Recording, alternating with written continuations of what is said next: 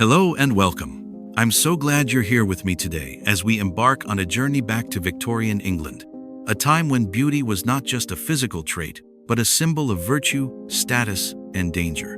Before we dive into the story, please take a moment to hit that like button if you're as fascinated by the complexities of history as I am. Feel free to share this video with your friends who might be interested in this intriguing topic, and don't forget to leave a comment. I'd love to hear your thoughts. Where do you think the line between admiration and danger is drawn when it comes to beauty? Let's dive into the conversation. Imagine with me for a moment. We're walking down a foggy Victorian street. The distant clatter of horse-drawn carriages fills the air, and the gas lamps flicker dimly along the cobblestones. You pass grand houses, where ladies in voluminous gowns and elaborate hairdos glide through their drawing rooms, as society watches with eager eyes. This was a time when women's beauty held immense power, so much so that it could either elevate them to great heights or drag them into scandal and suspicion. Beauty, in Victorian England, was a blessing, but also a curse, with its own set of expectations, judgments, and consequences. Now, you may be wondering, how could something as desirable as beauty ever become a liability? In the Victorian era, beauty wasn't just admired, it was feared, scrutinized, and often seen as a marker of both virtue and vice. Beautiful women were not only admired, but also subjected to a constant gaze of suspicion. Too much beauty could make a woman seem dangerous, tempting, even immoral. It was a paradox. Beauty could open doors, but it could also trap women in a web of jealousy, gossip, and social danger. In this era, beauty wasn't just an aesthetic quality, it was a currency. It could secure a woman's place in high society, gain her marriage proposals, and elevate her family's status. But it could also make her the target of envy, criticism, and malicious rumors. You see, in Victorian society, women's beauty was seen as a reflection of their character, and society often judged them for it both in admiration and suspicion. But what happens when beauty, that seemingly perfect trait, begins to work against a woman? How did a woman's appearance shape her fate in a society that revered beauty but also distrusted it? Let's explore how the beauty of Victorian women was both a privilege and a burden, shaping their lives, their relationships, and their opportunities in ways beyond their control. In a time when outward appearances were everything, a beautiful woman was often seen as a prized possession. Her beauty could mean a bright future, filled with wealth and a good marriage. But it could also mean that she was under constant scrutiny, her every movement, every glance, even every smile, judged by society. A beautiful woman had to navigate a world that valued her looks but also feared them. She could not escape the paradox of being admired and envied, loved and distrusted, all because of her appearance.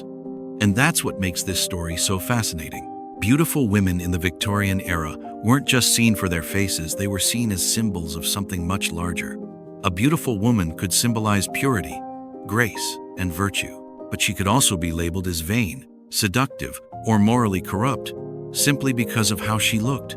It was this delicate balance that made being too beautiful a dangerous proposition in Victorian society. Beauty was seen as both an asset and a liability. A woman's beauty could secure her a place in high society, land her a prestigious marriage, and provide her with financial security. However, this very beauty also made her vulnerable. A beautiful woman was constantly at risk of being labeled as vain, manipulative, or even morally questionable. A single misstep, a flirtatious smile, a prolonged conversation with the wrong man could lead to her being branded as a temptress, someone whose beauty was a weapon to manipulate others. Imagine the constant pressure on women during this time. A beautiful woman was not only admired for her appearance, but she was also scrutinized for her behavior. Every interaction, every movement, every choice she made was analyzed through the lens of her beauty. The more beautiful she was, the more dangerous it became to be seen as too perfect or too admired. Being beautiful meant being constantly in the public eye, but it also meant being the subject of harsh judgment and sometimes even scorn. This constant scrutiny was part of a larger social structure that valued women primarily for their appearances. Marriage, especially for women, was seen as a transaction, and beauty was an important currency in that market. Women were often evaluated based on their looks, their grace, and their ability to attract suitors. But this attention also came with its own set of risks. If a woman was seen as too beautiful, her looks could overshadow everything else, leading people to question her character or her intentions. For the women who navigated this social minefield, beauty could open doors, but it could also close them. While being beautiful meant being admired by suitors, it also meant being targeted by rivals, envied by peers, and scrutinized by society. Women of great beauty were often caught in a dangerous cycle. If they flaunted their beauty, they were accused of vanity. If they downplayed it, they were accused of false modesty. Either way, they were never truly free to be themselves. And then there was the role of fashion, which added another layer of complexity to the equation. Fashion was not just about looking good, it was about adhering to the strict societal codes that governed women's appearance. The clothes they wore, the way they styled their hair, even the manner in which they walked or smiled, all had to conform to the expectations of the time. Fashion could enhance a woman's beauty, but it could also make her the target of criticism if she strayed too far from the ideal. Too much elegance was seen as vanity, too little as coarseness. In Victorian England, beauty wasn't just a matter of appearance, it was a performance. But the most dangerous aspect of Victorian beauty was its medicalization. Women's beauty was often viewed through the lens of health, with doctors frequently associating beauty with frailty or illness. Women who were considered too beautiful were often diagnosed with conditions like hysteria or nervous disorders. Their delicate features, pale skin, and graceful mannerisms were seen as symptoms of weakness or instability. This medical gaze further stigmatized women's beauty, reinforcing the idea that a woman's appearance was tied to her physical and mental well-being, and that too much beauty was, in itself, a sign of imbalance. This medicalization of beauty also extended into the realm of cosmetics. The beauty industry of the time, while thriving, was also riddled with dangerous practices. Women, in their quest to maintain the ideal of beauty, often resorted to using cosmetics that were toxic arsenic-laced powders, lead-based creams, and mercury-based treatments that promised flawless skin but caused long-term harm. Ironically, these products, designed to preserve beauty, often undermined a woman's health and well-being, further compounding the danger of being too beautiful. But even with all these risks, beauty remained a prized possession. Women who were able to navigate this complex world of beauty, fashion, and social expectation could gain significant social power. Beauty could elevate a woman's status, make her a sought-after companion, and grant her access to the wealth and opportunities that came with being admired. For some, beauty was a tool used strategically to secure a better future.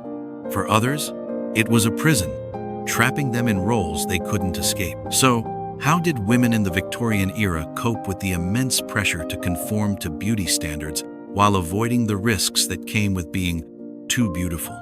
How did they navigate a world that both worshipped and feared their beauty?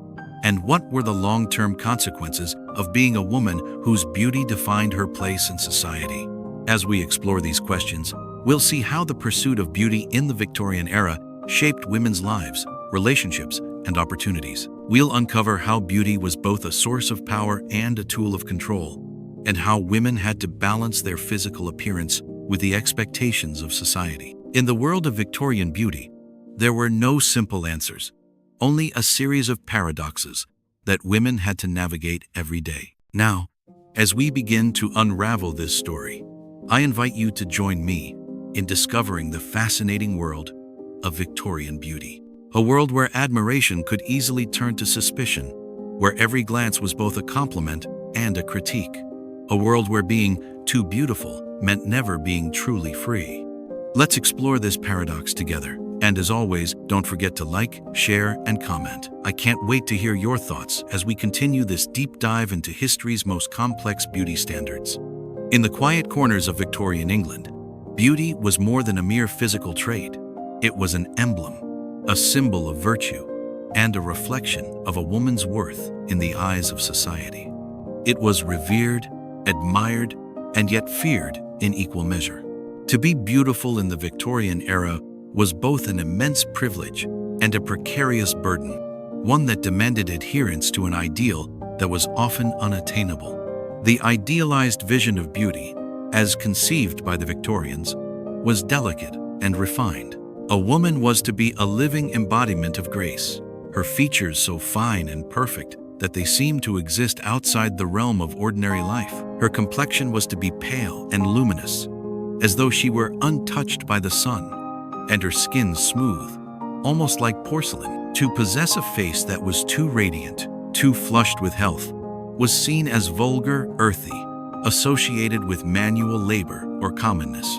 Pale skin was regarded as the hallmark of gentility and refinement. In a world where the upper classes distanced themselves from the physical labor of life, to be pale was a mark of privilege, for it signified that a woman had never worked under the sun's harsh rays, never been burdened with toil. But this pale skin, radiant in its perfection, was not enough on its own. A woman's beauty was to be measured by the symmetry and delicacy of her features, her face a perfect oval, her cheekbones high yet soft, her eyes wide and expressive but not too bold, her lips curved gently in a natural smile, never too broad, never too suggestive.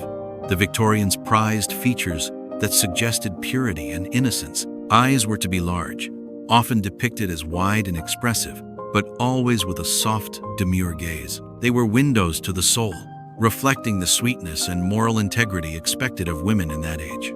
To have eyes that gleamed too brightly, too confidently, was seen as a sign of immodesty, and to have eyes too narrow or sharp could suggest a lack of warmth or even coldness, traits that went against the feminine ideal of gentle, nurturing care. The hair, too, played an important role in the ideal of Victorian beauty. It was to be long, flowing, and thick, symbolizing femininity and grace. Women would often spend hours tending to their hair, carefully curling, braiding, and arranging it into intricate styles that allowed their beauty to shine. This was not merely for aesthetic pleasure. The length and condition of a woman's hair were considered a direct reflection of her character. Women's hair was to be worn in such a way that it looked effortless. Yet the effort that went into achieving such perfection was immense. Soft curls that framed the face were particularly favored, as they suggested a natural beauty that had not been worked for, but rather had simply emerged from the depths of one's being. The idea that beauty could be achieved without effort was a powerful one, and it added to the mystique of the Victorian ideal. For those lucky enough to be born with such features, beauty was a blessing, a power in its own right. But for those who did not quite fit the mold, the ideal was an unreachable dream, one that haunted them in every glance they cast upon their reflection, in every glance they received from others. The pressure to live up to this image was immense, for beauty, in the Victorian world, was not just about how one looked. It was tied to one's social standing, one's moral character, and one's worth as a woman. Beauty was synonymous with virtue. The Victorians believed that a woman's appearance was a direct reflection of her inner nature. If a woman was beautiful, society assumed she was virtuous as well. Her beauty became a mark of her purity, her moral integrity. A beautiful woman was often seen as a moral guide, a beacon of righteousness, in a world that was frequently marred by vice. To be beautiful, in the Victorian sense, was to be beyond reproach. This connection between beauty and virtue was deeply embedded in Victorian literature, which often portrayed the most virtuous women as the most beautiful. The heroines of the time were described as angelic beings, their beauty radiating from within. In novels and poems, women with fair skin and delicate features were seen as paragons of virtue, and their beauty was a symbol of their moral goodness.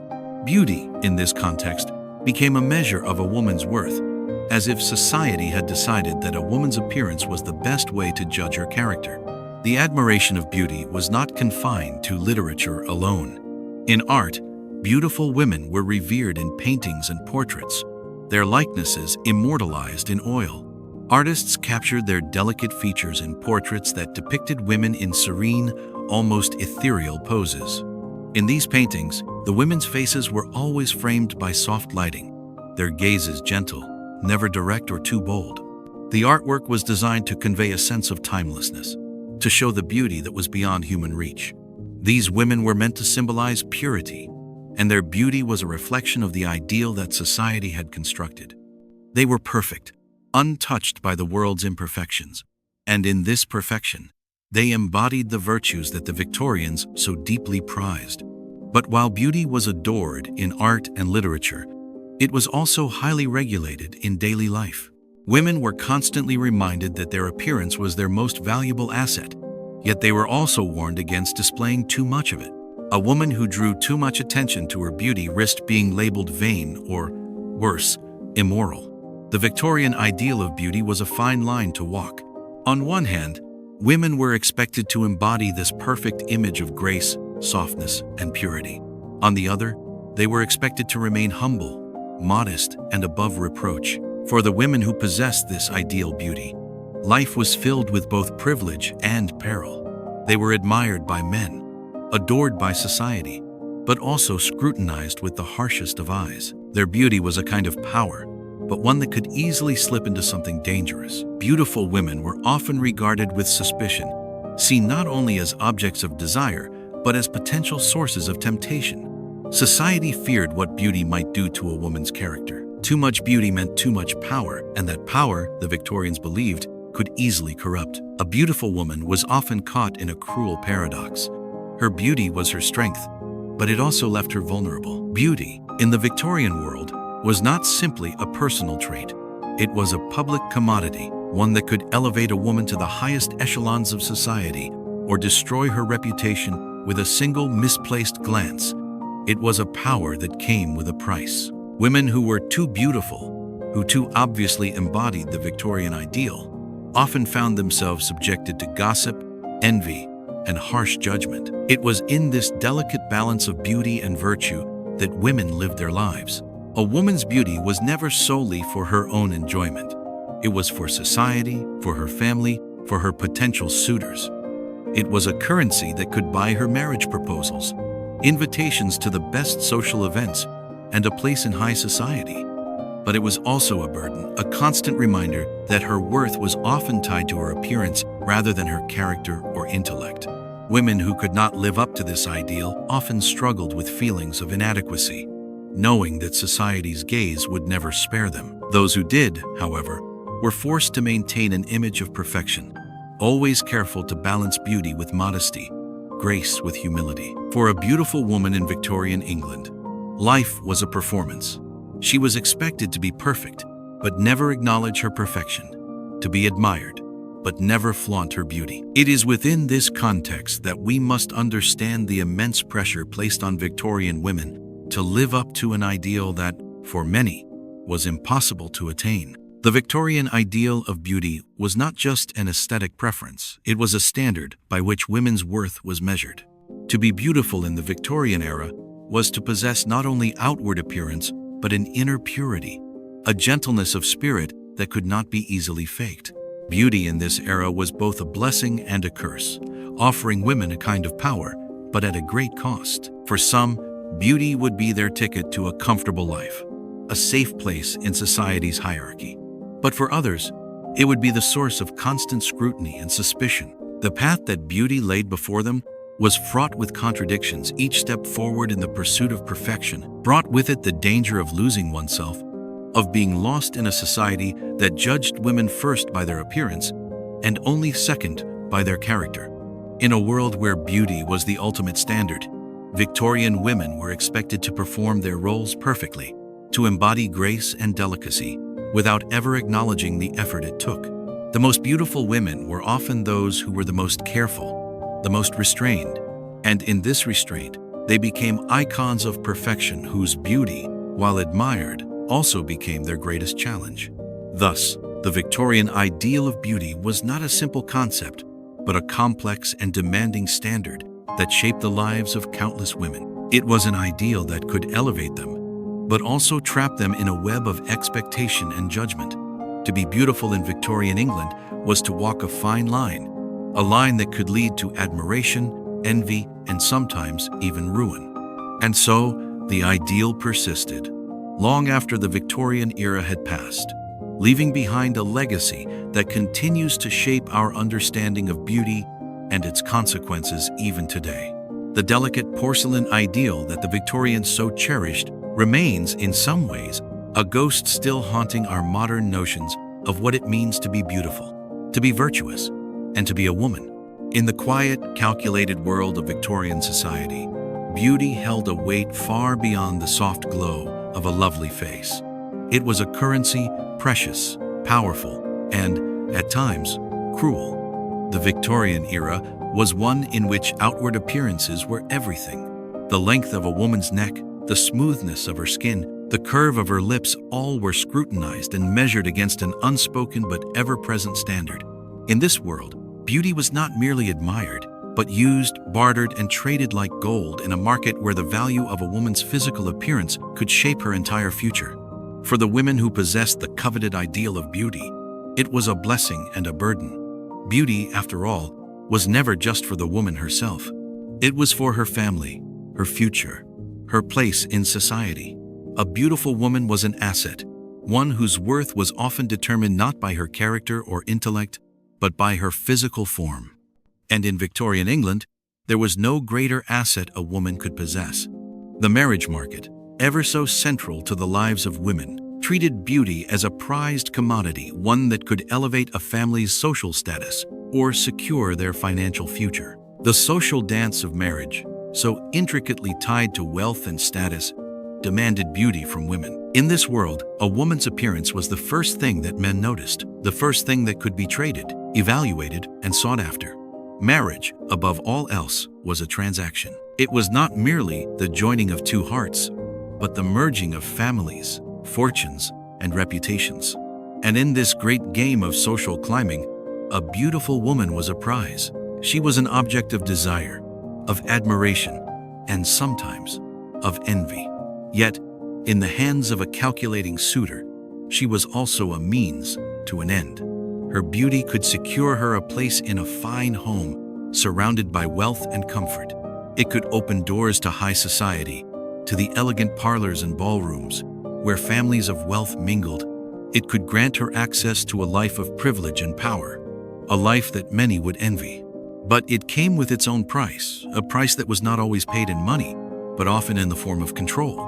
For in a world that placed such a high value on a woman's beauty, she was often reduced to little more than a prize to be won, a pawn in the intricate chess game of social maneuvering. A beautiful woman's role in the marriage market was thus not one of choice, but one of submission. She was presented before suitors, her features delicately assessed, her worth calculated by how closely she adhered to the ideal. A woman was not only expected to be beautiful, but to be aware of her beauty, to use it as a tool in securing her future. She was taught to accept the admiration, to wear the attention like a gown, and to allow her beauty to define her value in the eyes of the world. But this beauty, so treasured in the marriage market, was also the root of her exploitation. Her worth was never her own to claim. It belonged to her family, to her suitors, to the men who saw her beauty as a stepping stone to higher status. To be beautiful was to be admired, yes, but also to be objectified. The very feature that should have been her greatest asset could be twisted, turned into something less than human, something to be controlled. The more beautiful a woman was, the more she was at the mercy of others' desires, their expectations, and their judgments. The great irony, of course, was that a beautiful woman, while elevated in the eyes of society, was also made vulnerable by her beauty. In a world where a woman's worth was so closely tied to her looks, her identity became entangled with her appearance. To be too beautiful was to risk becoming a commodity, a prize in a game that was not of her own making. And, as the victors of this game claimed their prizes, they often found themselves responsible for much more than just a lovely face. A beautiful woman's life could be a parade of suitors and admirers, all vying for her attention, all seeking to claim her as their own. But this parade was not always one of affection. It was often a display of power. Men, aware of her beauty's value, would offer wealth, estates, and social connections in exchange for her hand. Her beauty became the bridge between families, linking one dynasty to another, cementing bonds that would, in turn, benefit those who could afford to trade her charms. Yet, even as beauty held the power to secure a woman's future, it also came with the inherent danger of exploitation. As beautiful women were viewed as objects of desire, they were also vulnerable to the darker sides of human nature: manipulation, envy, and control. Those who sought to marry these women saw not just a partner, but a prize to be won and possessed. The objectification was subtle yet undeniable. A woman, if she was beautiful enough, would often find herself more admired for her looks than for any other aspect of her being. The accolades for her beauty would drown out the praise for her talents, her intellect, or her kindness. In a society so fixated on physical appearance, the full measure of a woman's worth was often left unrecognized, hidden behind the veil of admiration for her beauty. In many ways, this constant objectification was the price a woman paid for her beauty. While the world praised her for it, she was simultaneously stripped of her agency. Her beauty, like a coin, was passed from one hand to another, never entirely her own to keep. And this was no small thing. In the Victorian world, a woman's beauty determined not only her social status, but her very freedom. The more beautiful she was, the more her life was shaped by the decisions of others, her family, her suitors, society at large. Beautiful women were often expected to live up to their appearance, to maintain the delicate balance of being admired without ever seeming to enjoy the attention. They were expected to wear their beauty like a garment, perfectly tailored, immaculately maintained, but never too boldly displayed. And yet, despite all of this, there was also a sense of quiet rebellion. Some women, aware of their beauty's power, chose to use it to their advantage, to turn the tables on those who saw them as mere objects. They understood the value of their looks, and they wielded that value with a sense of control, bending the rules of the marriage market to suit their own needs. Yet, even in these rare cases, the price was steep. The same beauty that opened doors to power and influence also invited suspicion, judgment, and, at times, resentment. The beautiful woman who knew her worth was often seen as dangerous, manipulative, even immoral. For most women, however, beauty remained something to be quietly endured, a gift that brought both opportunity and exploitation. The world of the marriage market was one of constant negotiation, where beauty could make or break a woman's future, and where every compliment was weighed with an undercurrent of scrutiny. It was a market where women were both prized and controlled, their beauty seen as both an asset and a trap.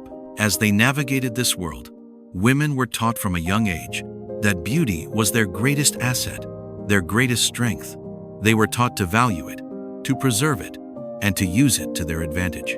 But they were also taught to be cautious, to never flaunt it, and to never seem too proud of it. Beauty was to be admired, yes, but never acknowledged. It was to be worn as a symbol of virtue, not vanity. But this ideal, this paradox, shaped the very lives of those who embodied it. Beautiful women were constantly reminded of their worth, but they were also reminded that their worth was not their own. It was the property of society, of their families, and of the men who desired them. It was a currency that could buy them a comfortable life, but it could also entrap them in a system of control that was not of their making. Beauty, in the end, was both a gift and a burden, one that women had to navigate with care, grace, and sometimes painful sacrifice. As the years passed, the concept of beauty as a social currency continued to shape the lives of women. The pressure to be beautiful, to live up to the ideals of society, never faded. It was and remains a quiet force, both empowering and confining, shaping women's destinies in ways that are sometimes difficult to understand. The marriage market, the social transactions, the objectification, these are not just relics of a bygone era. They are part of a legacy that continues to affect how women are valued in society today. In the end, beauty, for all its power, remains a complex and often contradictory force. It can open doors, secure futures, and elevate women to heights they might never otherwise reach. But it can also strip them of their autonomy, reduce them to mere objects of desire, and expose them to the harshest of judgments. Beauty is a currency, a powerful one that demands both reverence and restraint. In the world of Victorian England, beauty was not simply admired, it was a force, both powerful and perilous. To be beautiful was to be desired, yes, but it was also to be feared. The more beautiful a woman was, the more she became the subject of scrutiny. Her every glance, her every smile, her very presence in a room, each was met with the sharp gaze of those around her. Beauty, though cherished in the abstract, was always viewed with a tinge of suspicion. It was a paradox: admired, but not wholly trusted; desired, but never completely safe. The Victorians held beauty in the highest regard, and yet there was an undeniable undercurrent of doubt that flowed through their reverence. Beautiful women were seen as rare, precious jewels, creatures to be admired from a distance but never fully understood. And with that admiration came the uncomfortable weight of suspicion. Beauty, in their eyes, was not only an outward grace but an inward potential for temptation. To be beautiful was to be dangerous, for it was believed that such beauty could lead men astray, could unbalance the social order that the Victorians so carefully cultivated. Women who embodied these ideals of beauty were considered potential threats, symbols of moral corruption, vanity, and irresistible allure. In this society, beauty was a complex and conflicting notion. The more a woman was praised for her looks, the more she was scrutinized for her character. She could never truly be just a beautiful face. No, she was always something more, something mysterious, something laden with both admiration and distrust. The Victorians feared that beauty could deceive. They feared that a woman's appearance, so flawless and pure, might conceal something less virtuous. A beautiful woman was more than a woman. She was a force of nature, a reflection of society's highest ideals, but also its deepest fears. The more stunning her features, the more people assumed her beauty was a weapon. The gaze that followed her wherever she went was not always one of admiration. It could be laced with judgment, with the belief that such perfection must be concealing some moral flaw. Women who were too beautiful often found themselves the target of harsh gossip, as others sought to unmask them, to uncover a hidden vice beneath the surface of their flawless appearances. For every compliment she received, there seemed to be an equal and opposite measure of suspicion. A beautiful woman could be seen as an object of desire, a prize to be won, but she was also seen as a threat, a seductress, whose beauty could lead a man astray. The Victorians viewed her as someone whose very presence disrupted the order of society, someone whose allure might tempt even the most virtuous of men into sin. To be beautiful was to possess power, and with power came danger. And so, this delicate, pale beauty, so revered in art and poetry, was equally feared in everyday life. She was never allowed to be just beautiful. She was, in the eyes of society, always something more, something precarious, something that could unravel the very fabric of respectability. The paradox ran deep in Victorian society. Women had to walk a fine line. They could not simply bask in the beauty that society bestowed upon them. No, they had to wear it as though it were something light, something effortless. They were expected to be admired, but never to flaunt that admiration. A beautiful woman could not appear to enjoy the attention she received. To do so would be to risk being accused of vanity, an unforgivable sin in a society that valued modesty above all else. She had to walk the line between drawing attention and avoiding the appearance of arrogance, between basking in admiration and avoiding the label of immodesty. Every smile was measured. Every glance held a potential risk. If a beautiful woman looked too long at a man, it could be interpreted as flirtation. If she laughed too loud, she could be seen as too forward, too bold. Her every gesture, no matter how innocent, was scrutinized for hidden meaning. Her beauty became both a gift and a trap. Something to be admired, yes, but something that also opened her up to a world of judgment and suspicion. A simple gesture like a smile could be read as a symbol of her moral character. To smile too brightly was to invite rumors of flirtation. To smile too softly was to appear distant and cold. A woman who kept her beauty hidden behind a veil of mystery, further fueling suspicion. It was a careful dance that Victorian women had to perform. They could not be too obvious in their beauty, lest they risk being labeled as vain. They could not be too modest, lest they appear falsely humble or hiding some secret pride. They were expected to be perfect, but never to acknowledge that perfection. Beauty was a gift that had to be worn lightly, with grace and delicacy. The Victorians believed that beauty was something to be celebrated, but never acknowledged, and certainly never flaunted. The pressure on a woman to manage her beauty was immense. She had to navigate the complex expectations of society while trying to remain true to herself. Every look in the mirror was an act of self-assessment, weighing the balance between what society deemed acceptable and what felt true to her own spirit. But in a world so focused on outward appearances, how could a woman ever feel that she was truly valued for who she was on the inside? Her beauty, in the Victorian world, was her greatest asset and her greatest burden. It was a fine line that many women walked, and many fell. The more beautiful they were, the more they became prey to the whims of those around them. It was not just the admiration that they faced, it was the expectations, the judgments, the fears. To be a beautiful woman in Victorian England was to be always at the mercy of others' perceptions. A single misstep, a single misjudged glance could ruin a woman's reputation. Her beauty, instead of lifting her, could pull her under. Even the women who tried to avoid this attention were not immune. The very act of downplaying their beauty, of appearing to hide it, was seen as a false modesty that could attract suspicion. To hide one's beauty was to risk being labeled as self-conscious or calculating. The social pressure was overwhelming. There was no way to win, no way to escape the suffocating gaze of society. It wasn't just men who cast this judgment, though. Women, too, were often the harshest critics. The beautiful woman was viewed as a rival, a symbol of everything that other women might lack. In a society where beauty was the ultimate measure of worth, a beautiful woman could never be seen as anything but a threat. Even if she did nothing to provoke it, the jealousy and envy of others would often cast a long shadow over her. And so, the beautiful woman was forced to retreat into a careful performance of modesty, grace, and restraint. She could not appear too pleased by the attention she received, nor could she reject it too sharply. Beauty, once a source of admiration, became something to be managed, something that could slip into danger at any moment. The woman who was deemed too beautiful could not just live her life as she pleased.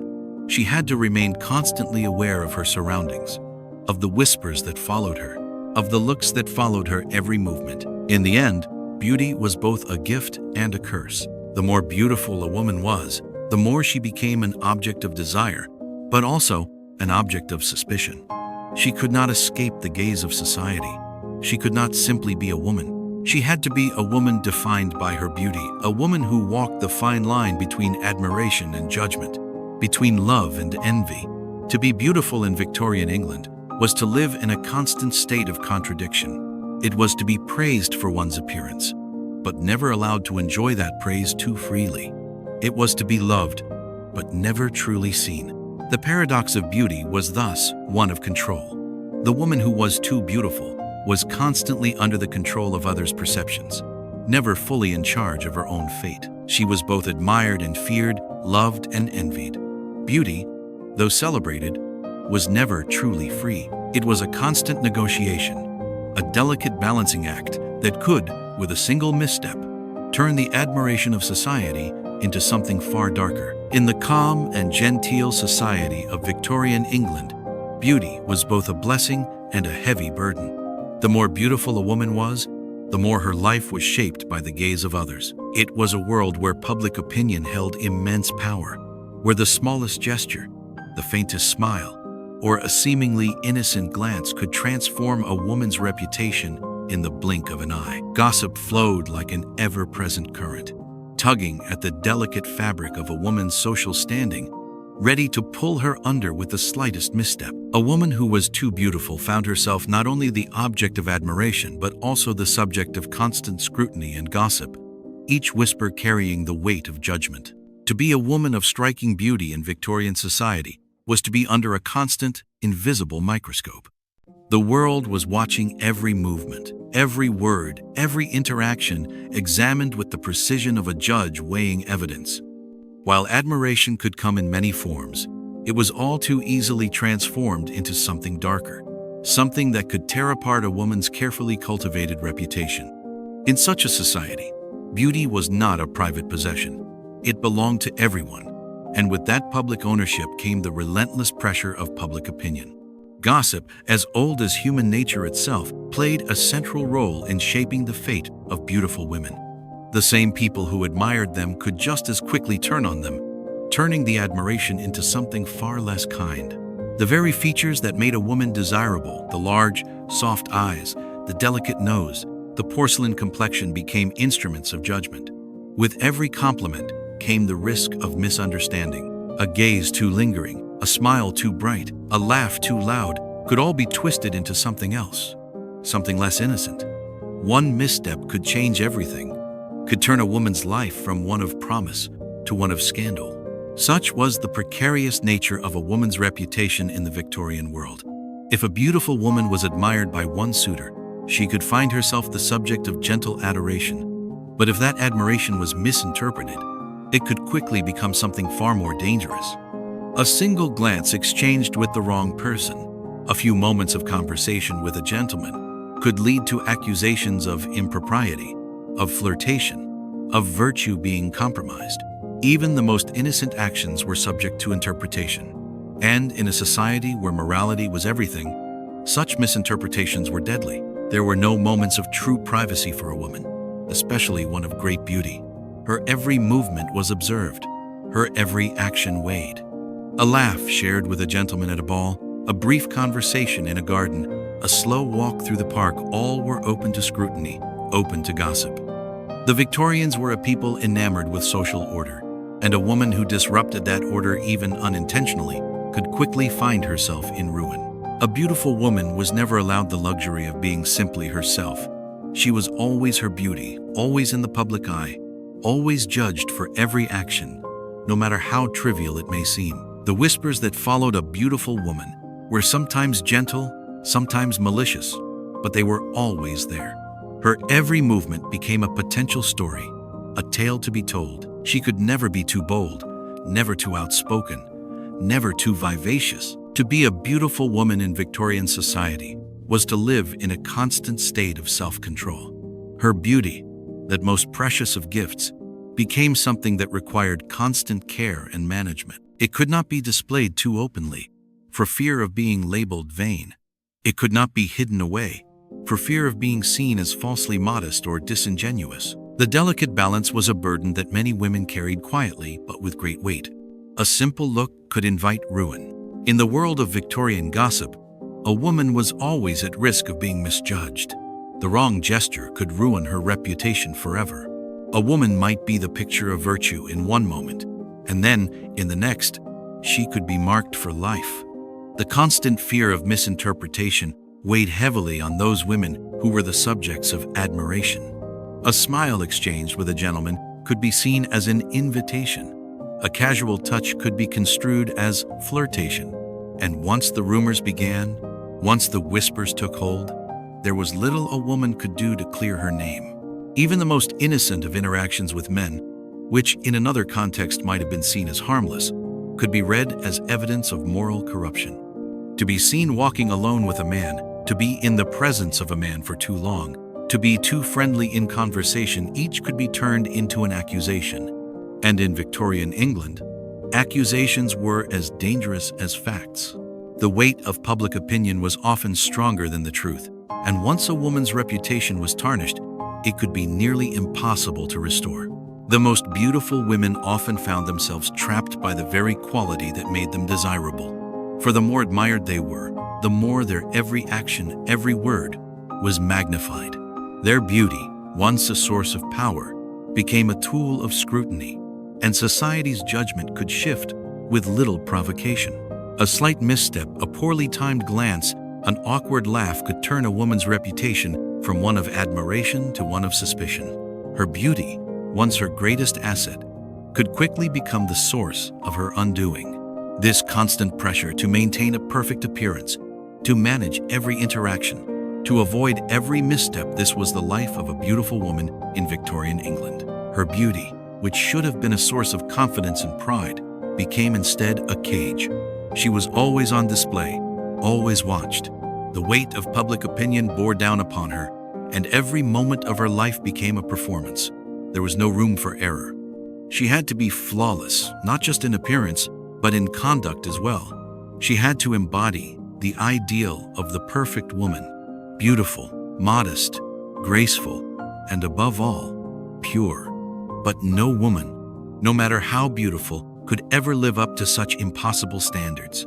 The truth was that the more beautiful a woman was, the more society demanded of her. She had to be perfect in every way, both in how she looked and in how she behaved.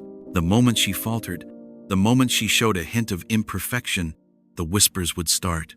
Her beauty, that most prized of qualities, could quickly become a mark of shame. For some, the whispers were just that mere rumors that never truly took hold. But for others, the damage was irreversible. A woman's reputation, once stained by gossip, could never be fully repaired. The damage was done, and the whispers would follow her for the rest of her life. Her beauty, once a gift, became a curse. It was a constant reminder of how easily admiration could turn to suspicion, how quickly praise could turn into scandal. This was the world in which beautiful women lived, the world where beauty was both a prize and a threat. It was a world where public opinion was everything, and where a single misstep could unravel a lifetime of respect. Women, though celebrated for their appearance, were never truly free. They were constantly watched, constantly judged, and constantly at the mercy of the cruel, shifting winds of gossip. In a society so tightly bound by rules of propriety and conduct, there was little room for the freedom to simply be. A beautiful woman could never escape the weight of public opinion. She could never walk through the world without knowing that every glance, every word, every smile was being analyzed, discussed, and interpreted. Her life was a performance, and the audience was unforgiving. If the audience decided that her beauty had led her astray, there was no return. Once the whispers started, they were impossible to silence. Fashion, in Victorian England, was much more than an expression of personal style. It was an intricate language of symbols and meanings, a way of marking one's place in the rigid social hierarchy. For women, fashion was the very fabric of their social identity. It spoke volumes about their family's wealth, their social standing, and, most importantly, their moral worth. Every article of clothing, every strand of hair, and every carefully chosen accessory was a silent message to the world, one that proclaimed, "I belong," or "I do not." The Victorians, with their obsession for order and propriety, believed that a woman's appearance should reflect not just beauty, but a deep moral sensibility. A woman who dressed well was assumed to be of good character, someone who had the grace to maintain her appearance in a way that suited her status. On the other hand, a woman who did not adhere to these rigid standards of fashion might be viewed as lacking in taste and, by extension, lacking in virtue. Fashion, in this sense, was a public performance, a performance of one's place in society. For women, the demands of fashion were many. Clothing was not simply about covering one's body. It was a way of signaling wealth, class, and respectability. The elaborate gowns that women wore were often sewn from rich fabrics, silks, velvets, and satins that shimmered under the dim light of gas lamps. Lace, ribbons, and embroidery were carefully added to accentuate the woman's status and femininity. Dresses billowed out in layers of heavy fabric, with high collars and long sleeves that could convey modesty or elegance, depending on the exact cut and style. But it was not just the dresses themselves that signaled a woman's social standing, it was also the way she wore them. The corset, that tight, restricting garment, became both a symbol of social conformity and a physical representation of the social constraints placed upon women. The corset, so tightly laced, was not simply for shaping the body, it was for shaping behavior. To wear a corset meant to uphold the ideal of feminine delicacy, of an unspoken submission to the rigid expectations placed upon women. It was a constant reminder that a woman's beauty was not entirely her own. It was a product of society's vision, a vision that demanded that women not only dress in ways that accentuated their beauty, but also conform to the silent, suffocating expectations of proper conduct. The tightness of the corset, which often constrained a woman's movement and breathing, was a physical metaphor for the societal pressure placed on women. It represented the social confines within which women were expected to exist gently, gracefully, without any overt display of independence. The corset held the woman's body in a delicate, almost fragile position, making it appear as though she was not meant to act too boldly, to move too freely, or to assert her presence too strongly. It was a reminder that beauty, in the Victorian world, was something to be managed, shaped, and controlled. And yet, there was something deeply powerful in this constriction. The corset shaped not just the body but also the very image of what it meant to be a proper woman. It was a symbol of self-restraint, of modesty, and, in the eyes of society, of good character. A woman who wore her corset well was a woman who followed the rules, who conformed to the expectations of the world around her. Her beauty was a reflection of her discipline, her ability to maintain order, to be graceful, and to exhibit the kinds of virtues that were so prized by Victorian society. But fashion's role in constructing beauty did not stop at the corset. The long skirts, which flowed like ripples in the water, became another tool of confinement. These skirts, which swept the floor with their voluminous layers, were symbolic of a woman's place in the world. They made the woman appear both elevated and distant, as if she were untouchable, beyond the reach of the common world. The skirts created an aura of mystery and elegance, making it seem as though the woman who wore them existed in a space apart from the everyday concerns of life. She was to be admired, yes, but never too close. These long skirts also served to restrict movement. A woman who wore them could not walk quickly or easily. She had to move with careful deliberation, making sure that the hem of her dress never caught on anything, never allowed her to appear hurried or out of place. To move quickly was to risk appearing unrefined, unladylike. To walk gracefully, however, was to embody the ideal of the delicate, graceful woman, the woman who moved slowly, with purpose, and with an innate sense of poise. The restrictions of fashion also extended to a woman's hairstyle. The Victorians adored elaborate hairstyles, with curls, braids, and twists that were meant to convey a sense of wealth and refinement.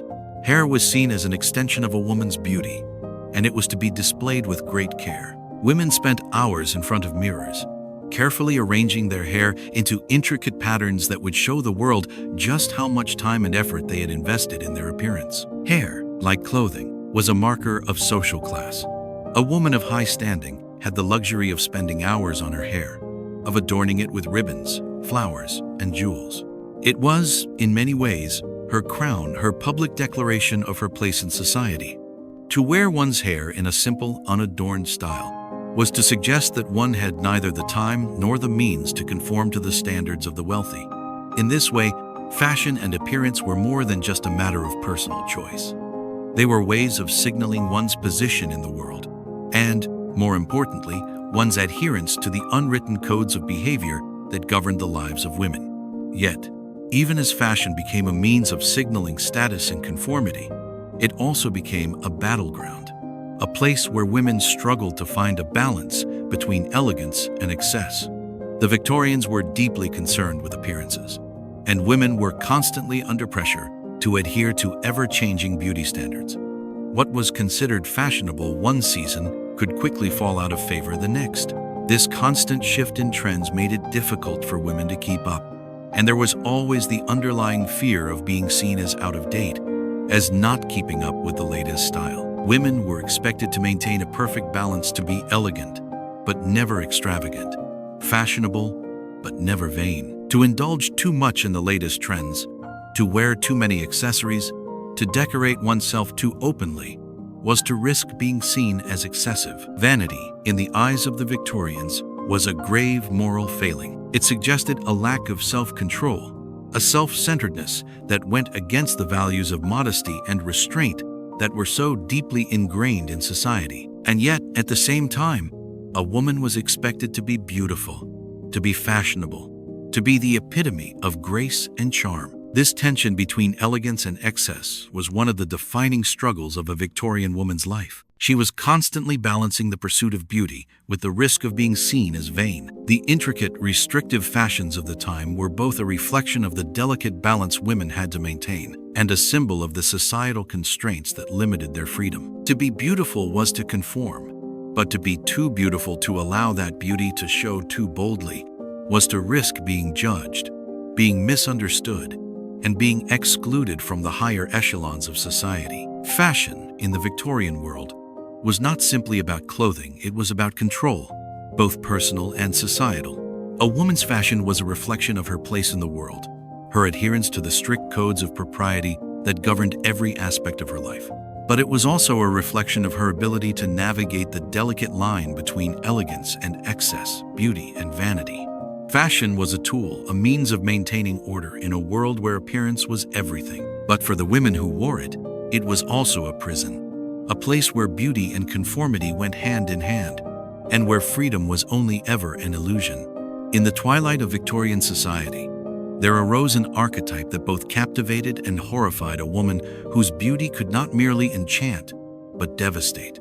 She was the femme fatale, a figure whose allure was so potent it could draw men into a spiral of desire, ruining them, body and soul. She was a seductress, a siren, her beauty so entrancing that it became her weapon, one with which she could manipulate and destroy. But unlike the meek, graceful woman who embodied virtue, the femme fatale was a threat, one whose very existence caused unease in a society that prided itself on order and propriety.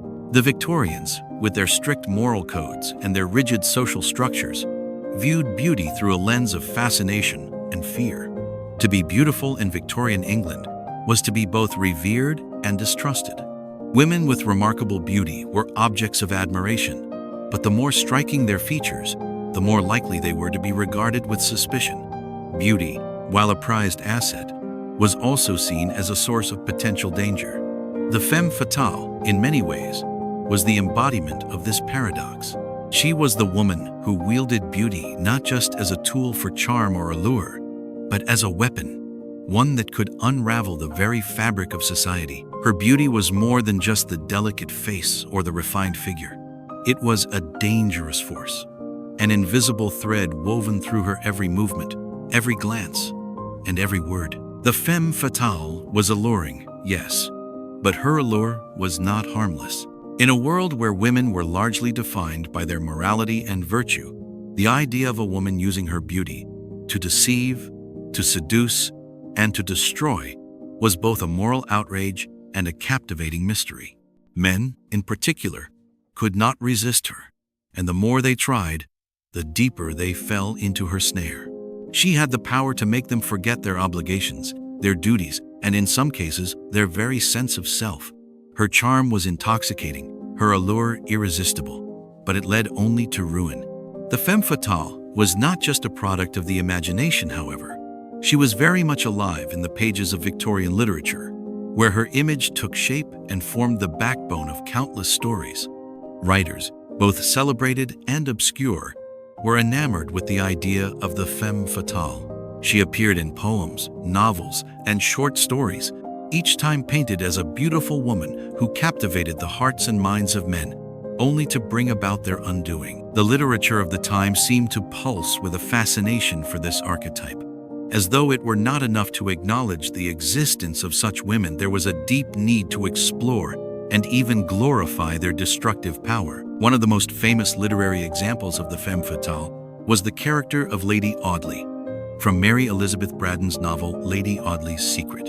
Lady Audley, a beautiful young woman, uses her charm to weave a life of deception, manipulating the men around her to secure her own desires.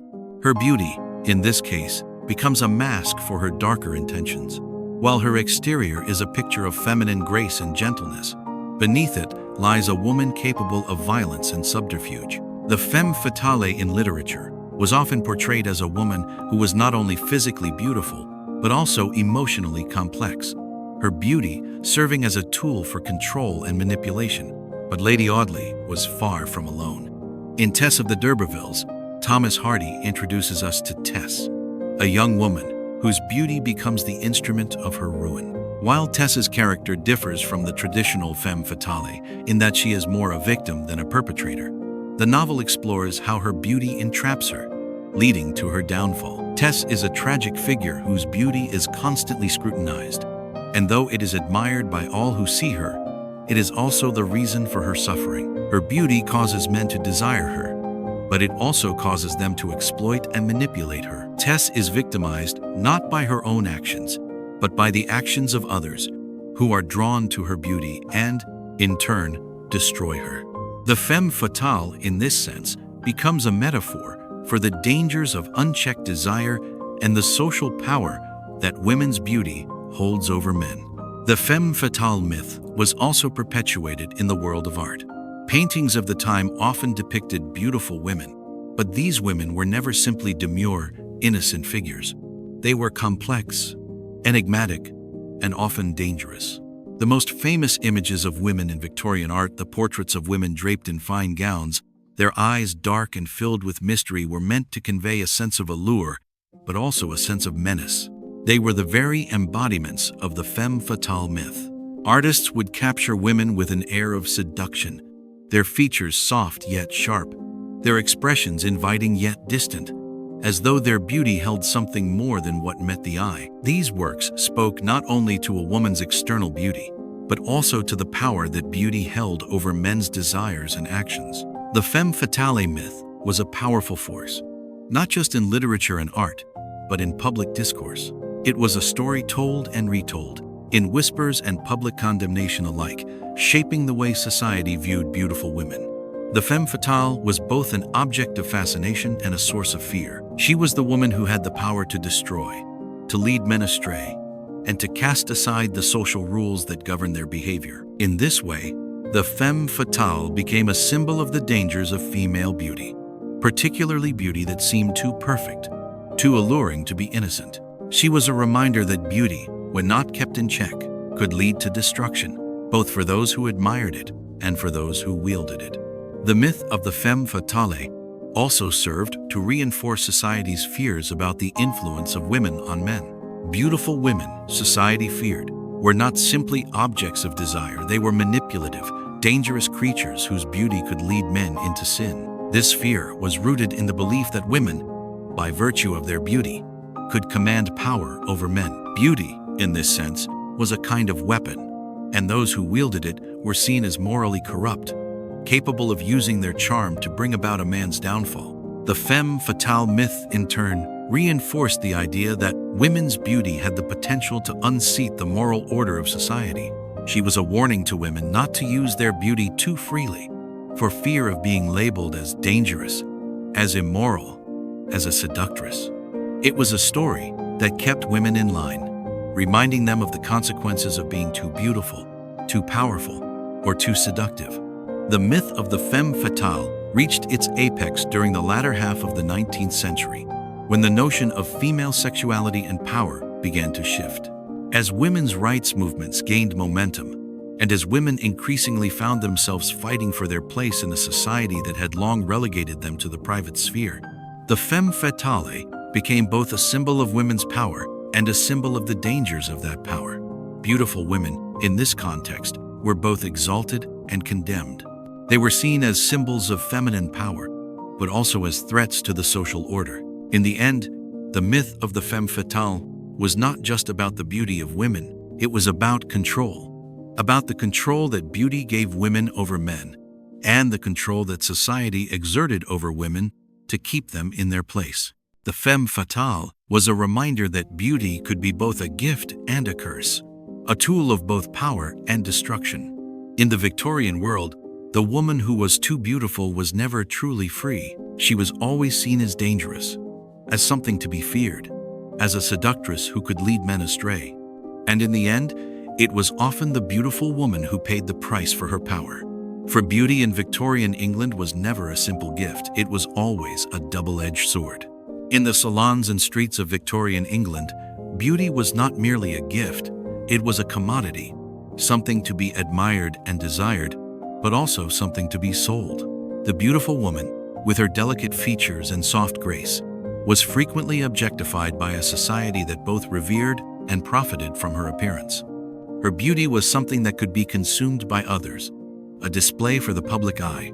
And while society bestowed praise upon her, it simultaneously stripped her of agency, turning her into an object whose worth was determined by the admiration she attracted, rather than by her own essence. The commodification of beauty in the Victorian world was pervasive, woven into the very fabric of society. Women were often reduced to mere images, portraits, photographs, advertisements, each a reflection of their external qualities, but none of them offering a true reflection of who they were as individuals. Beautiful women were frequently captured in still life, their faces immortalized in paintings, engravings, or photographs that would be displayed, sold, or circulated in public spaces. Their beauty was frozen in time, yet never truly theirs. It became something for others to admire, to judge, to consume. To be captured in a portrait or photograph was both an honor and a vulnerability. The camera, an emerging technology in the 19th century, transformed the way women's beauty was perceived. No longer confined to the canvas, their images could be reproduced and distributed. Their faces seen by thousands, who would judge them based on their features. The beauty of a woman could be commodified and turned into something that could be marketed. Her image sold in advertisements, her likeness used to promote the latest fashions, products, or societal ideals. The more beautiful a woman was, the more likely her image would be reproduced, ensuring that her beauty was not simply admired by those who met her, but could be consumed by those who never would. These portraits and photographs, though beautiful, often removed the subject's humanity. Women's images were frequently used to sell products such as soaps, perfumes, or corsets, turning their beauty into a selling point, an object of desire that could be bought and sold. Their faces became the faces of the product, their beauty used to entice and lure the public into consumption. It was a silent exchange. Women gave their faces, their beauty, and society turned it into currency. But for all the profit their beauty generated, the women themselves remained little more than vessels for others' enjoyment. Their worth was no longer tied to their personality or their accomplishments, but to how well they fit society's ideal of beauty.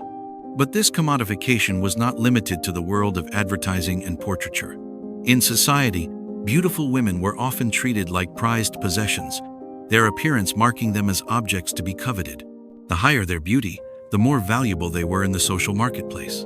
Wealthy suitors and families vied for the attention of beautiful women, their beauty becoming a tool of social capital. A woman's worth could be measured in how well she adhered to the standards of the time, how gracefully she carried herself, how flawless her appearance was, and how much admiration she could command.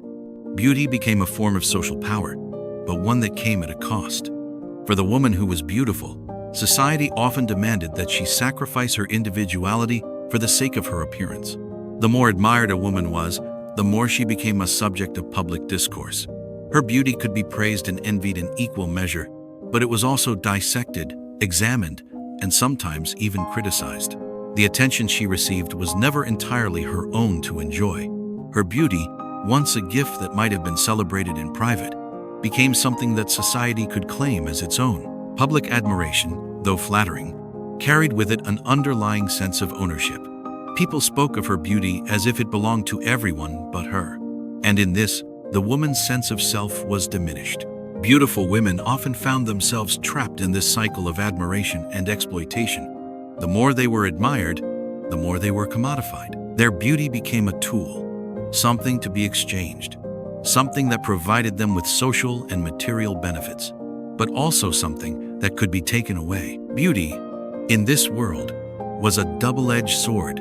On the one hand, it brought admiration, wealth, and opportunity, but on the other, it made the woman herself less of a person and more of an object, a thing to be consumed, dissected, and ultimately discarded when it no longer conformed to the ideal. This exploitation of beauty, however, was not something that only affected women of the upper classes. While women of high social standing might have been objectified for their beauty and turned into commodities, women of lower social standing often faced exploitation in a more direct and brutal manner. For these women, beauty could become a means of survival. Beautiful women working as actresses, models, or in various forms of entertainment were often regarded as nothing more than their looks. Their talents were overshadowed by their beauty, their performances reduced to mere spectacle for the pleasure of men. In this world, beauty was not a blessing. It was a form of currency that could be spent, traded, and used until it lost its value.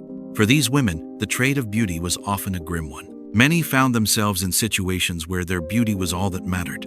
In the theater, in galleries, in salons, they were not known for their intelligence or abilities, but for how they looked. They were expected to perform not just on stage, but in their everyday lives. Their beauty was their job, their livelihood, and their worth. And when that beauty faded, so too did their place in society. They were discarded, left behind as the next generation of young women with fresh faces and flawless figures took their place. But the commodification of beauty also shaped the way women viewed themselves.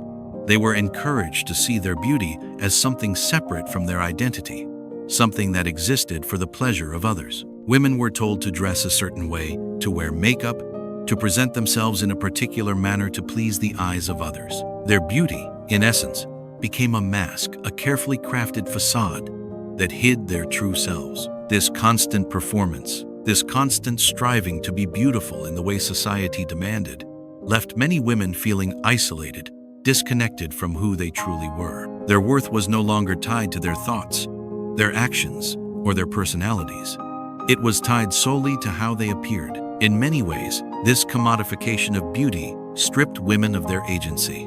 The more beautiful a woman was, the more she was seen as an object, something to be owned, admired, and consumed. Her beauty was no longer her own. It was something that belonged to society, to the men who desired it, to the families who profited from it. And in this world, the beautiful woman was always under the control of someone else. Her appearance defined her value, and her value defined her place in society. Yet, for all the exploitation and objectification that came with beauty, there was also a quiet power. The beautiful woman, despite being commodified, still had the ability to captivate, to command attention, to influence. Beauty, though often reduced to a marketable commodity, was still a force, one that could elevate her, one that could open doors to opportunities, one that could grant her a certain level of control over her own life. But in a world that demanded that beauty be constantly maintained, this power came with a heavy price.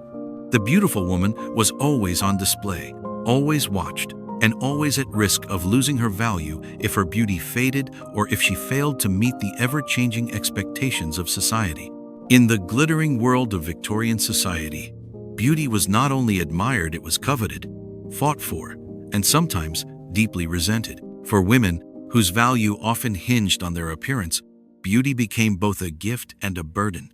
The very feature that could elevate a woman in society also made her a target for jealousy and rivalry. It was in this tension between admiration and envy that the relationships between women, especially those considered beautiful, became fraught with complexity and discord. The competition among women for beauty's favor was intense, and often it was not just strangers who felt the sting of rivalry, but those closest to them, friends, sisters, and even mothers. Beauty, in this world, was seen as a finite resource, something to be won, possessed, and fiercely protected. The more beautiful a woman was, the more likely she was to become the focus of resentment, even from those who should have been her allies. A woman's appearance, while admired by some, often set her apart, making her a symbol of both power and threat. And as much as beauty might open doors, it could also close them, especially when the envy of others crept into the hearts of those closest to her. Sisters, once allies in childhood, could become rivals in the eyes of society. In the quiet chambers of a family home, beauty could create a divide where once there had been none. A mother might feel pride in her daughter's beauty, but beneath that pride could lie an unspoken tension. She might fear that the daughter's beauty would overshadow her own place in society, or worse, make her feel irrelevant. The daughter, in turn, might feel the weight of her mother's expectations, knowing that her beauty could raise her to heights her mother could never reach, but also knowing that it made her the subject of envy within their own home.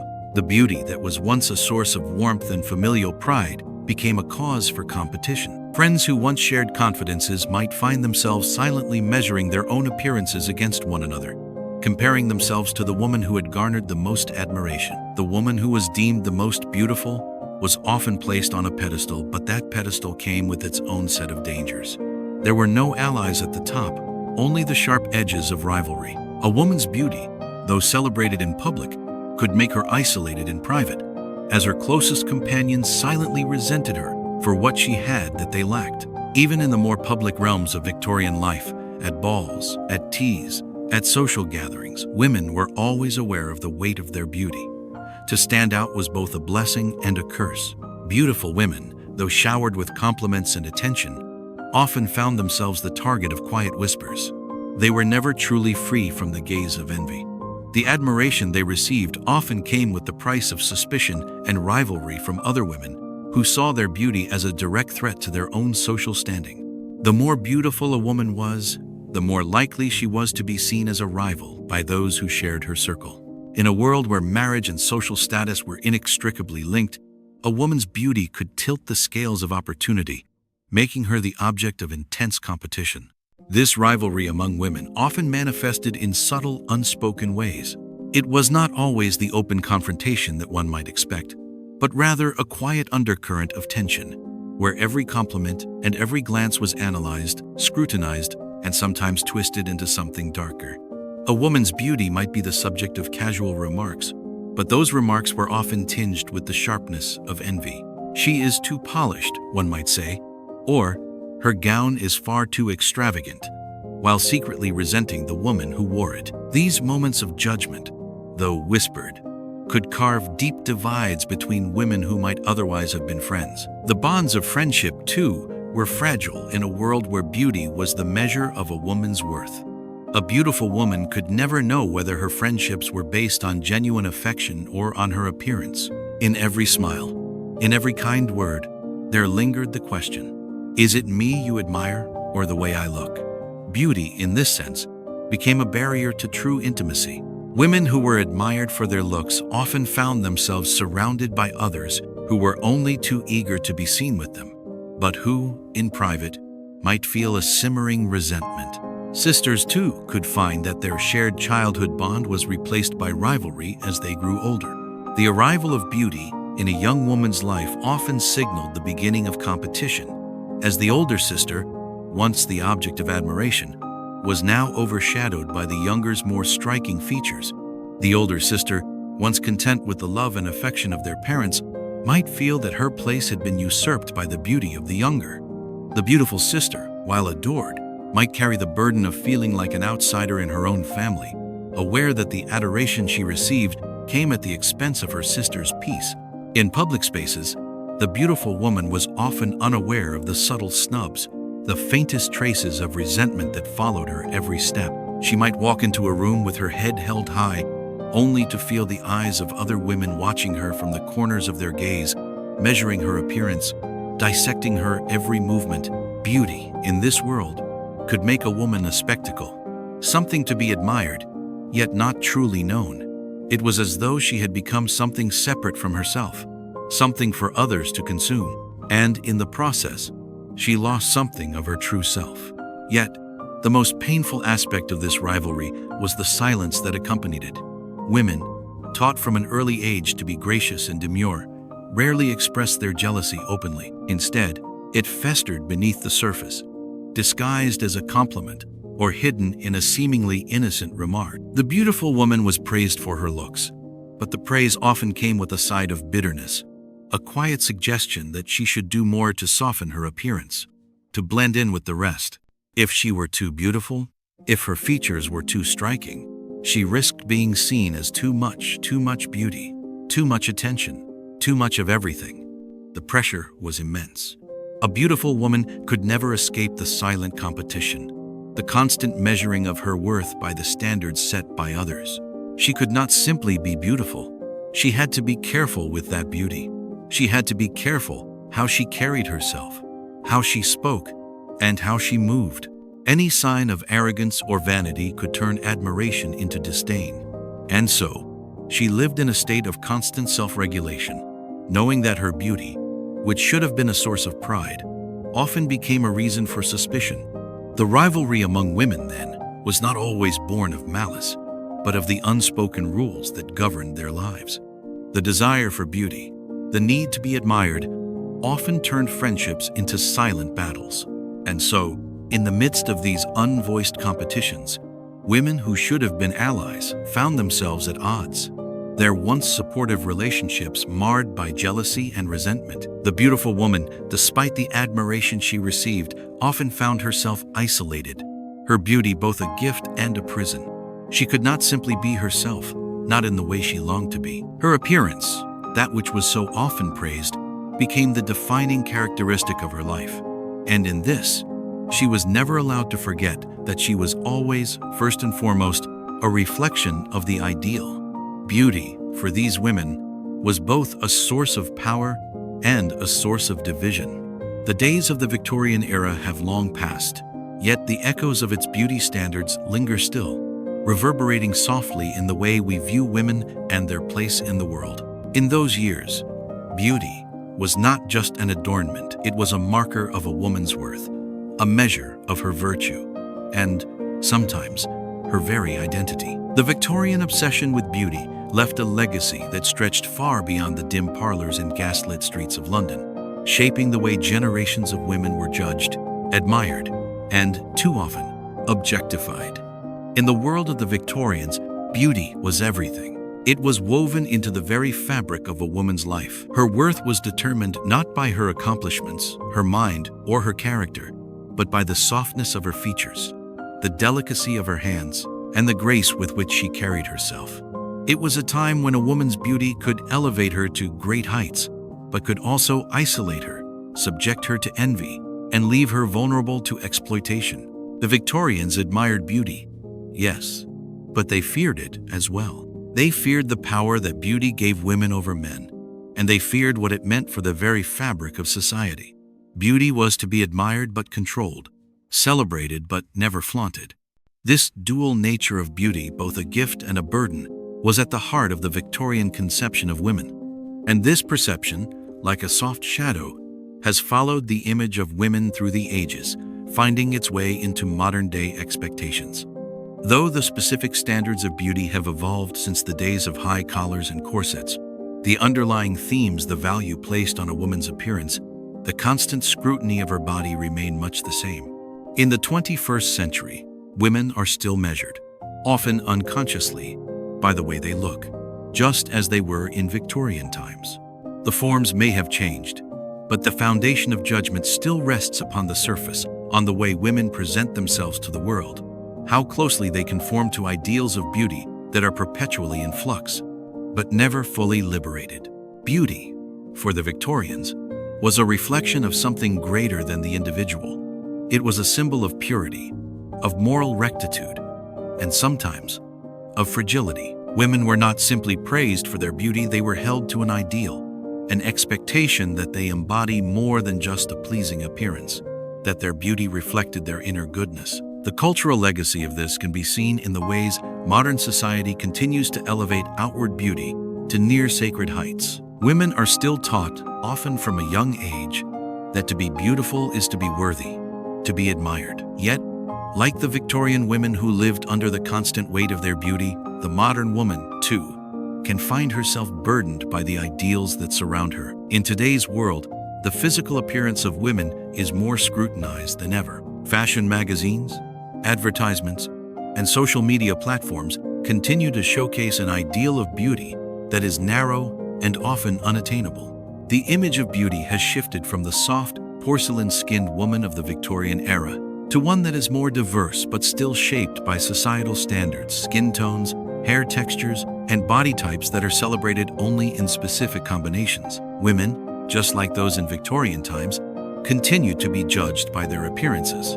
And in many cases, that judgment becomes a source of immense pressure. The idea of beauty as something to be perfected, carefully curated, meticulously maintained, remains intact, even if the standards themselves have evolved. Much like the Victorian woman, whose worth was often seen as directly linked to her beauty, today's woman faces a similar struggle. Beauty remains a currency, one that can open doors but also close them.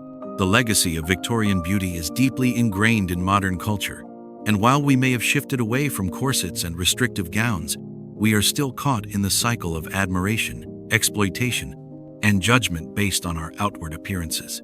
The beautiful woman of today is still expected to perform her beauty, to display it in ways that will bring admiration, but not boastfulness, allure, but not seduction. In this way, beauty, though no longer tied to the rigid Victorian ideals, still holds sway over a woman's role in society. The story of beauty in the Victorian era is, at its heart, a cautionary tale, a story about how admiration can be both a gift and a burden. For the women of that time, their beauty was not entirely their own. It belonged to society, to their families, and, perhaps most dangerously, to the public. It could elevate them, yes, but it also confined them, limited their agency, and often led to their exploitation.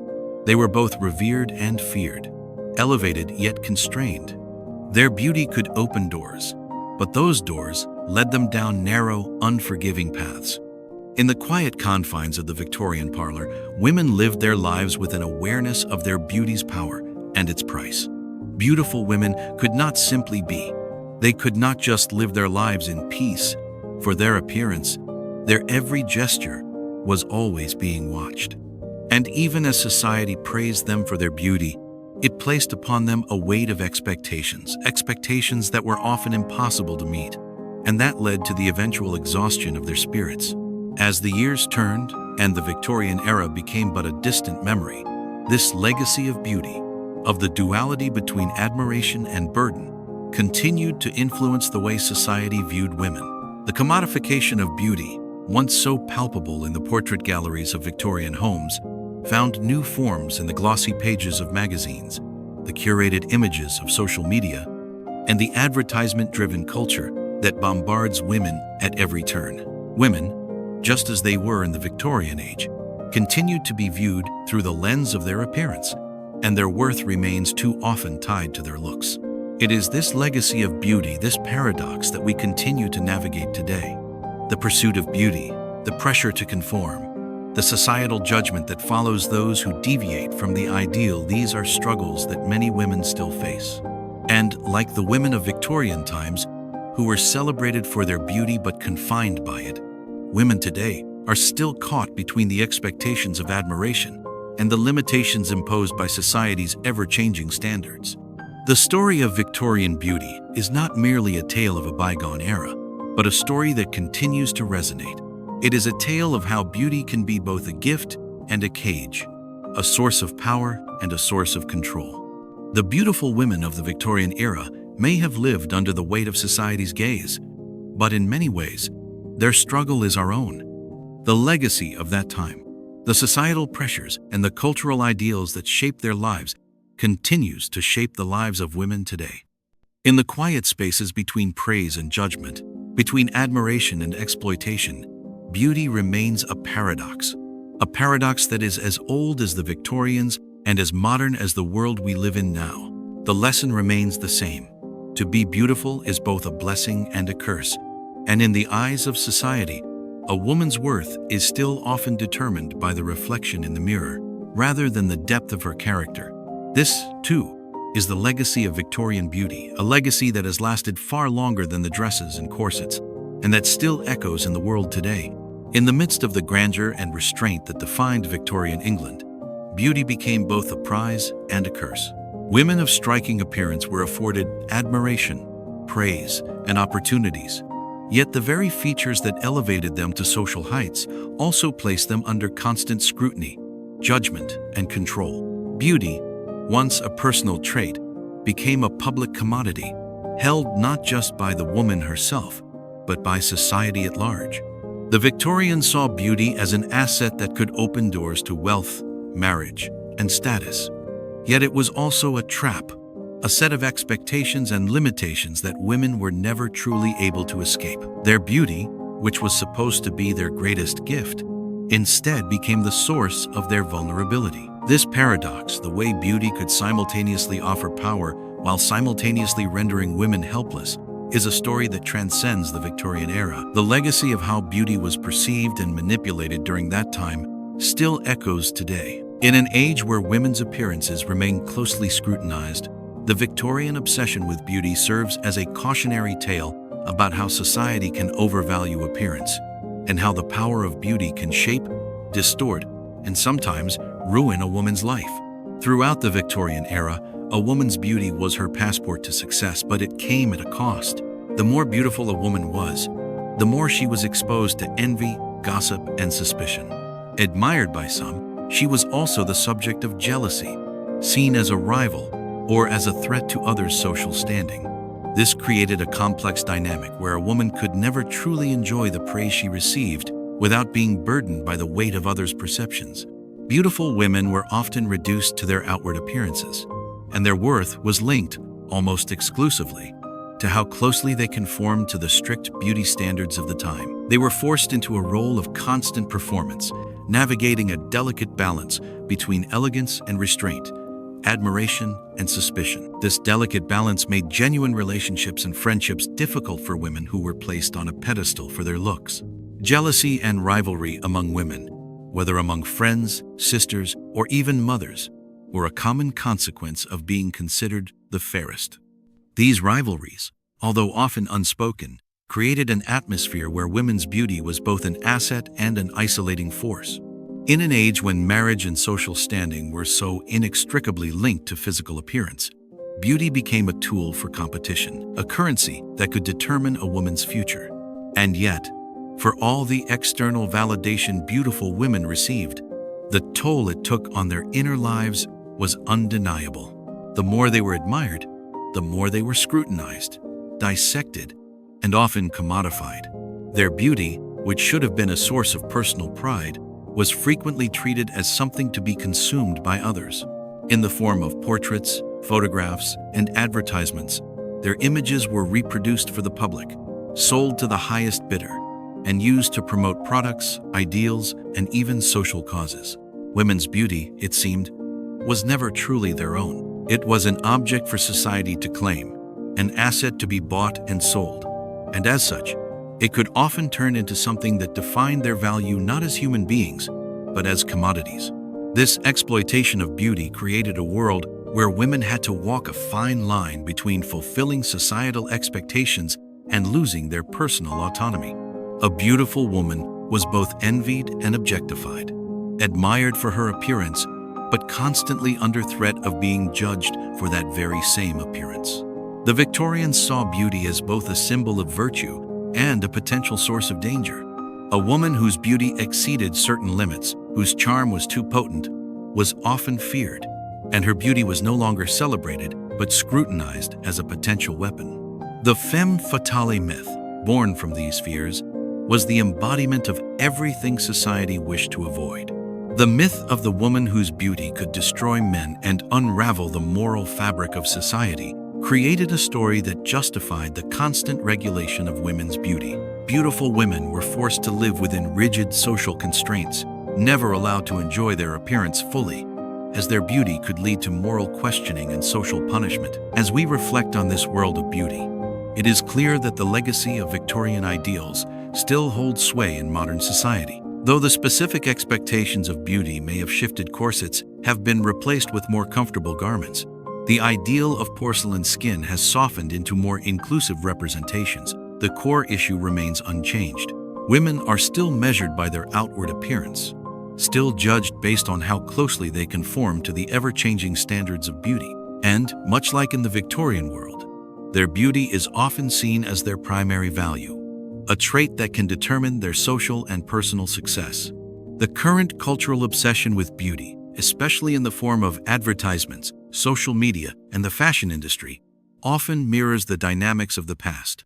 While we may no longer speak of virtuous beauty or restrict women to tightly laced corsets, the societal pressures on women to look a certain way remain uncomfortably similar. Women today, like their Victorian predecessors, are subject to the gaze of public opinion.